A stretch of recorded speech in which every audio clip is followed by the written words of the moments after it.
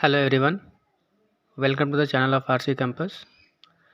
सो दोस्तों, आज हम करेंगे सेकंड पार्ट क्लास 7 मैथ का 5.2 चैप्टर एक्सरसाइज 5.2। फर्स्ट क्वेश्चन है, state the property that is use in each of the following statement. First is if a parallel b then angle 1 is equal to angle 5। A line b line के parallel है, then angle 1 is equal to angle 5 है। क्यों क्यों किस property की वजह से? ये वाला एंगल 1 और ये एंगल 5 सेम पोजीशन की वजह से। इस प्रॉपर्टी को हम बोलते हैं कोरस्पॉन्डिंग एंगल। तो ये इक्वल है कोरस्पॉन्डिंग एंगल के वजह से, तो ये आपका एंगल है, इक्वल है। Angle 4 equal to angle 6। अगर एंगल 4 इक्वल एंगल 6 है तो देन ए पैरेलल बी हो जाएगा। एंगल 4 अगर एंगल इक्वल एंगल 6 है, 4 और 6 इक्वल है, देन ए पैरेलल बी हो जाएगा। ये किस वजह से इक्वल होंगे? 4 और 6 ये होंगे interior alternate angles, alternate interiors angles, या फिर आप ऑल्टरनेट एंगल्स भी आप इन्हें कह सकते हैं। एंगल्स की जगह पे एंगल्स की साइन है आपके। 4 और 5 अगर 18 है, 180 है, सॉरी, 4 और 5 का सम 180 है और ए पैरेलल बी है, तो 4 और 5 किस वजह से 180 होंगे? तो वो होंगे आपके angle phone same side of transversal. तो इस एंगल के कुछ नाम नहीं हैं, angles on same side of transversal. तो इसमें आपको सिर्फ प्रॉपर्टी लिखनी है आपको कि क्यों ये इक्वल है। देखिए, दो लाइन पैरेलल है तो हम कहेंगे ये इसके इक्वल है, और इसका ऑपोजिट भी ट्रू होता है। मतलब अगर मैं कहूँ कि ये दो लाइन्स हैं, एक ट्रांसवर्सल है और ये वाला एंगल इसके इक्वल है, तो अगर ये एंगल इक्वल होगा तो लाइंस आपके पैरेलल हो जाती हैं। दोनों ही ट्रू है, लाइन पैरेलल तो एंगल इक्वल। और अगर एंगल इक्वल्स हो जाएं, चाहे ऑल्टरनेट, चाहे आपके कोरस्पॉन्डिंग, चाहे सेम साइड ऑफ ट्रांसवर्सल, सम 180 हो जाए, तो फिर आप कहेंगे कि ये वो दोनों लाइंस पैरेलल हैं। Okay. Second question, in the adjoining figure identify. ये आपको फिगर दी गई है यहाँ पर आपको बताने हैं the pairs of corresponding angles. कौन कौन से एंगल्स कोरस्पॉन्डिंग्स हैं? सो तो 4 और 8 कोरस्पॉन्डिंग हैं, angle equal to angle 8 corresponding के वजह से। 1 और 5 एंगल 1 इक्वल टू एंगल 5। उसके बाद 2 and 6 angle 2 equal to angle 6। और लास्ट में 3 and 7 angle 3 equal to angle 7। 4, 8, 1, 5, 3, 7 and 2 and 6 ये आपके कोरस्पॉन्डिंग एंगल्स हैं। Pair of alternate interior angles, मतलब जेड जहाँ बन रहे हैं अंदर की तरफ, तो 3 एंड 5 एंड दूसरा जहाँ पर उल्टा जेड बन रहा है ये वाला 2 and 8। So alternate interior angles है हमारे angle 3, angle 5 and angle 2 equal to angle 8, alternate interiors angles के वजह से। जैसे ये हमारे पेयर ऑफ इक्वल है the pair of interior angle on the same side of transversal. Interiors angles जो कि same side of the transversal है। अंदर वाले एंगल 3 और 8 सेम साइड ऑफ ट्रांसवर्सल है, लेकिन ये इक्वल नहीं होते हैं। 3 + 8 इनका सम 180 होता है, और दूसरा 2 और 5। So angle 2 plus angle 5 equal to 180 degree. 3, 8, 2, 5। The vertically opposite angles, vertical angles में, वर्टिकली अपोजिट में 1 और 2 आपका 1 और 2 जो है वर्टिकली अपोजिट है, angle 1 equal to angle 2, sorry 1 नहीं होगा, 4 और 2 आपका, एंगल 4 इक्वल टू एंगल 2। ऊपर से एक लाइन आपकी, ऊपर 2 लाइन जो है इनसे टेक कर रही है, 1 और 3 आपका वर्टिकली अपोजिट होगा। उसके बाद 8 एंड 6 आपका वर्टिकली अपोजिट होगा। Angle 8 equal to angle 6। नीचे वाली लाइन को अगर हम देखें, 5 और 7 वर्टिकली अपोजिट है। चलिए आगे आते हैं नेक्स्ट क्वेश्चन पे। इन द एक्सवाइनी figure P is parallel to Q. तो देखिए पैरेलल लाइन आपको ऐसे दिए हुए हैं। अभी तक हमने अक्सर ऐसे देखा है, तो ज़रूरी नहीं है कि दोनों जो आपके पैरेलल लाइन हैं हॉरिजॉन्टली हो, वर्टिकली भी होती है, कई बार टेढ़ी भी हो सकती है। ये आपके पैरेलल्स और ये आपका ट्रांसवर्सल है, उससे कोई फ़र्क पड़ता नहीं है। Find the unknown angles. जितने भी एंगल्स अननोन हैं सभी आपको फाइंड करने हैं इसमें। ओके, इसका सलूशन देखेंगे अब हम। अगर ये सबसे पहले जो है ये हमारा 125 है, तो ये भी 125 होगा। किस वजह से?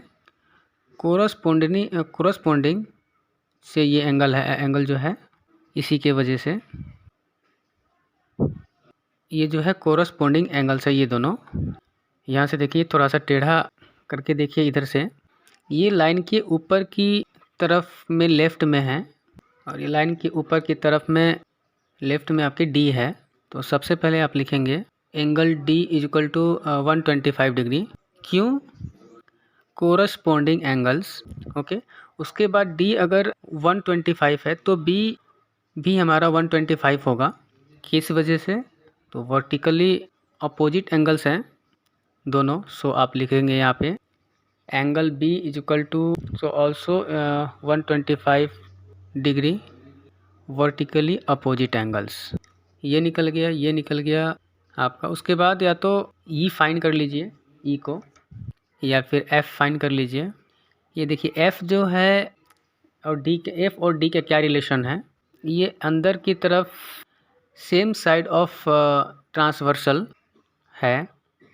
ये ट्रांसवर्सल है आपके, सेम साइड पे जो ये एंगल होते हैं उनका सम जो होता है 180 होता है। तो आप लिखेंगे angle d plus angle f is equal to 180 degree. Reason ज़रूर लिखना है आपको ब्रैकेट में। Angles on same side of transversal, ऐसे एंगल डी अब कितना है?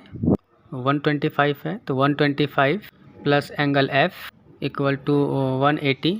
तो एंगल एफ कितना हो जाएगा? 180 माइनस 125, तो ये होगा आपका 55 डिग्री। एंगल एफ 55 मिल गया आपको। तो एंगल एफ का इक्वल कौन हो जाएगा? Angle c. किस वजह से? तो ये कोरस्पोंडिंगली ये जो है इक्वल है। सो आप लिखेंगे angle c equal to 55 degree corresponding angles. उसके बाद एफ का इक्वल क्या होगा? ई होगा एंगल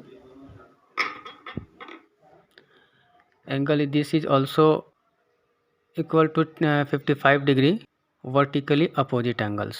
सभी एंगल्स निकल गए और ये आपके सोल्यूशन है। ध्यान रखिएगा, एक बार फिर से बता देते हैं आपको। ये 125 है अगर, तो ये भी 125 होगा डी, और ये भी 125 होगा। ये इक्वल होंगे कोरस्पोंडिंग के वजह से, और ये इक्वल होंगे वर्टिकली अपोजिट एंगल के वजह से। उसके बाद डी से एफ फाइंड करते हैं।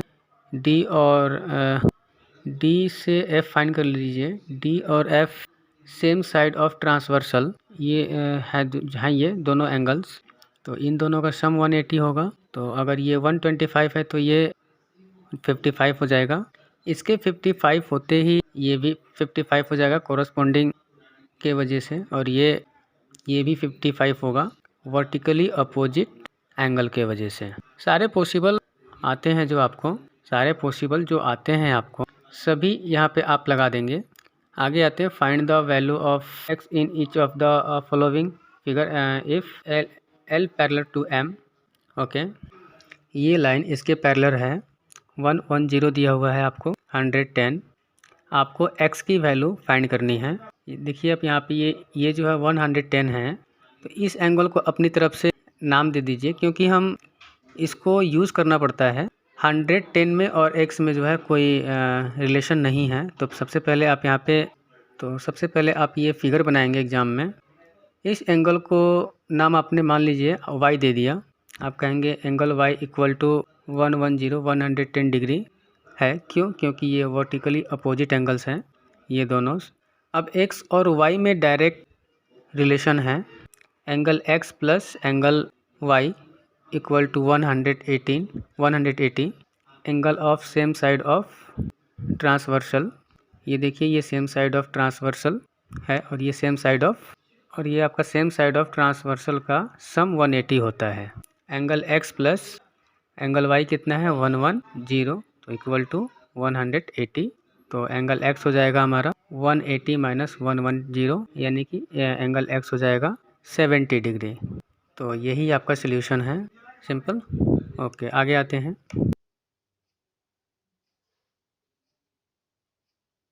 सेकंड पार्ट इसी का है ये भी। L और M ये लाइंस आपके पैरेलल हैं। आपको x की वैल्यू बतानी है। x की एक्चुअली ये कंफ्यूज करने के लिए आपको यहाँ पे दूसरी लाइन दी गई है। ये 100 है क्योंकि यहाँ पे जो है आपका 100 है, तो x भी हमारा 100 होगा, सिंपल, क्योंकि ये दोनों कोरस्पॉन्डिंग एंगल्स हैं। तो ये आपके कोरस्पॉन्डिंग एंगल है। So this is equal to 100 degree. ख़त्म बात। तो आप लिखेंगे angle x equal to 100 corresponding angles, simple. ये इसका यूज ही नहीं है कुछ भी। चलिए अब आगे आते हैं। In the given figure, if the given figure in the given figure the arms of two angles are parallel. ये फिगर आपको दी हुई है, ये इसके पैरेलल है, ये इसके पैरेलल है दोनों एंगल्स में। ABC आपको 70 डिग्री दिया है। Find angle DGC। पहले तो देख लीजिए आप इसको। फाइंड क्या करना है आपको, DGC ये वाला एंगल, ये तो वैसे निकल जाएगा इसके साथ कोरस्पॉन्डिंगली, ये जो है इक्वल है। तो ये आपका कोरस्पॉन्डिंग इक्वल है। तो ये आपके लाइन के नीचे है, ये भी लाइन में नीचे ऊपर के साइड है, यानी कि ये 70 हो जाएगा। दूसरा एंगल DEF, ये कोरस्पॉन्डिंग की वजह से ये भी 70 हो जाएगा। कुछ नहीं लिखना आपको, आप लिखेंगे सिर्फ angle DGC equal to 70 degree corresponding angles, और angle DEF equal to 70 degree corresponding angles. ये कोरस्पॉन्डिंग किस लिए है? क्योंकि ये वाली लाइन जो है हमारी दोनों पैरेलल है, and BC transversal, that is wise ये कोरस्पॉन्डिंग एंगल्स हैं। और ये दोनों एंगल्स कैसे कोरस्पॉन्डिंग हैं? क्योंकि ये दोनों लाइंस पैरेलल है और ये D ट्रांसवर्सल है।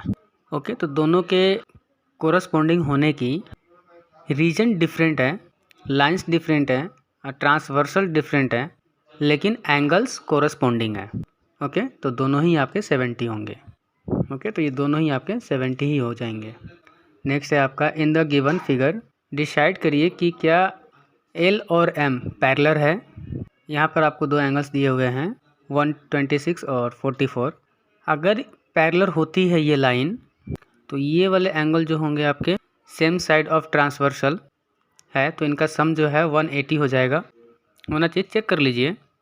126 plus 44, 6 plus 4 10, 0 carry 1, 4 plus 2 6, 1 carry 7 और 1, तो आपका हो जाएगा 170 डिग्री। तो आंसर हो जाएगा no, because sum of angle same side of transversal is 180 होना चाहिए था सेम साइड ऑफ ट्रांसवर्सल का सम। दिस इज 170 ओनली, ये सिर्फ 170 है, दैट इज वाइज ये दोनों लाइन पैरेलल नहीं है।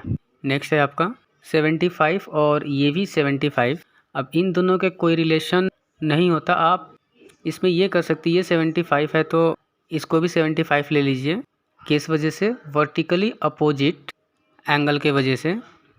तो अगर ये 75 है तो ये दोनों सेम साइड ऑफ ट्रांसवर्सल आ गए हैं एंगल, वो भी अंदर की तरफ, तो इनका सम होना चाहिए था 180, लेकिन तो 75 + 75 = 150 डिग्री होता है। तो ये भी आपका 180 नहीं है, तो यहाँ भी आपका आ जाएगा नो। एल और एम पैरेलल नहीं है, वैसे भी देखने से पता लग रहा है कि इक्वल पैरेलल नहीं है। नेक्स्ट है आपका ये 57 है, तो ये भी 57 होगा वर्टिकली अपोजिट एंगल की वजह से। अब ये सेम साइड ऑफ ट्रांसवर्सल में आ गए हैं ये दोनों। 123 57 को ऐड कर लीजिए। अगर 180 हुआ तो पैरेलल लाइन हो जाएंगी, अदरवाइज नहीं। 7 और 3 10, 0 1 कैरी, 5 2 + 1 कैरी, 5 2 7 1 8 और 180 डिग्री। तो आप कहेंगे sum of angles on same side of transversal is 180, that is L parallel to M. L जो है वो एम के पैरेलल है। Okay, that's all. इसी के साथ आपका चैप्टर ख़त्म होता है और ये दोनों एक्सरसाइज फिनिश होती हैं और आपको अच्छे से समझ में आया होगा। जो कॉन्सेप्ट आपको यहाँ पे बताया गया है। Thank you so much for watching.